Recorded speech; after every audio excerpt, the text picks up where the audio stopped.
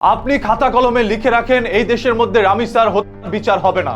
বিচার আপনারা করতে পারবেন না, কারণ আজ থেকে আরো 14 মাস আগে রামিসার মতো করে জীবন গিয়েছিল আসিয়ার। এর পরবর্তীতে সোশ্যাল মিডিয়া থেকে শুরু করে পুরো বাংলাদেশের মধ্যে তোলপাড় সৃষ্টি হয়ে যায়, তবে সেটার বিচার এখন পর্যন্ত হয়নি।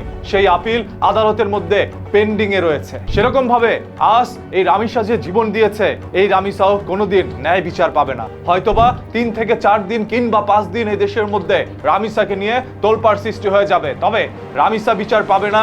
আবারও বলছি, খাতা কলমে লিখে রাখেন। এই কথাটা শুধু আমার নয়, রামিসার বাবাও একইভাবে কথাটা বলে যাচ্ছিলেন। রামিসার বাবা বলছে, আমার বয়স এখন প্রায় 55 বছর।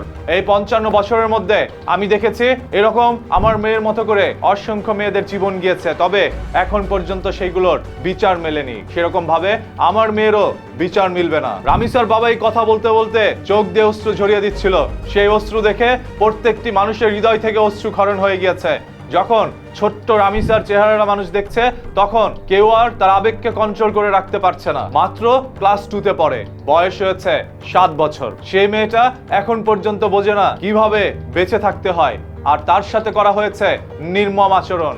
যে আচরণের পরে তাকে আবার দুনিয়া থেকে নির্মম ভাবে সরিয়ে দেওয়া হয়েছে। শরীর থেকে মাথাটাকে আলাদা করে রাখা হয়েছে টয়লেটের একটি বালতির ভিতরে। এরকম দৃশ্য আসলেই হয়তোবা আমরা আগে কখনো দেখিনি, এটা মনে করতে পারেন। তবে না, এর চেয়ে তো নির্মম দৃশ্য আমরা বাঙালিরা দেখেই আসছি। হ্যাঁ, মাঝে মাঝে মনে হয় এই বাংলাদেশে যা কিছুই ঘটছে এগুলো সব কোনো সিনেমার দৃশ্যই হচ্ছে। আমরা শুধু সাধারণ জনগণ সিনেমার দৃশ্য দেখে আনন্দ নিব, এবং এক সময় ওই দৃশ্যের বাস্তবতা আপনার আমার সাথেও ঘটতে পারে। বাংলাদেশের সরকার, মাননীয় প্রধানমন্ত্রী জনাব তারেক রহমানের কাছে বাংলাদেশের প্রত্যেকটি মানুষ এখনো বলছে, কেন রামিসার সেই আসামি সোহেল রানাকে ধরার পরও শাস্তি দেওয়া হচ্ছে না?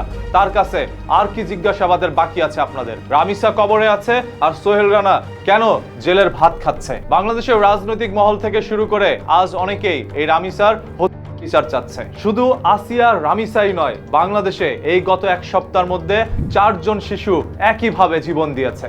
এখন পর্যন্ত সেগুলোর বিচার মিলেনি, এবং বিচার কবে মিলবে সেটাই রাষ্ট্র কখনোই লিখিত দিতে পারবে না। তবে আপনারা যারা বলছেন যথাসম্ভব দ্রুত তার বিচার করেন, হ্যাঁ, দ্রুত বিচার হবে ইনশাআল্লাহ।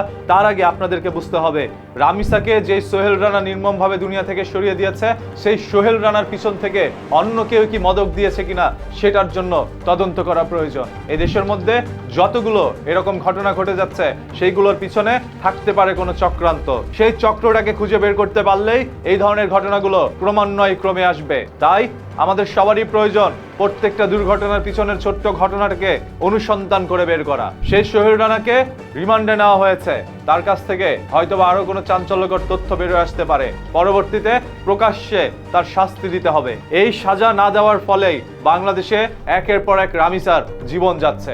আজ যারা এই ক্ষমতার চেয়ারে বসে আছেন, একদিন আপনাদের ক্ষমতা থাকবে না। তখন বাংলাদেশের মানুষ আপনাদের চোখে আঙুল দিয়ে বলবে, আপনারা সেদিন বিচার করেন নাই, তাই এখন আপনারাও ন্যায় বিচার পাবেন না। তাই ক্ষমতা থাকতে ক্ষমতা কাজে লাগান, ক্ষমতার অপব্যবহার করে নয়। রামিসাকে যারা দুনিয়া থেকে নির্মমভাবে সরিয়ে দিয়েছে, আপনারা তার বিচার কিভাবে দেখতে চাচ্ছেন কমেন্ট করে আপনার মূল্যবান মতামতটি জানান। আর হ্যাঁ, সত্য তথ্য জানার জন্য এখনই নিউজ কি চ্যানেলের সাথে থাকেন, পেজটাকে ফলো করে চ্যানেলটাকে সাবস্ক্রাইব করে।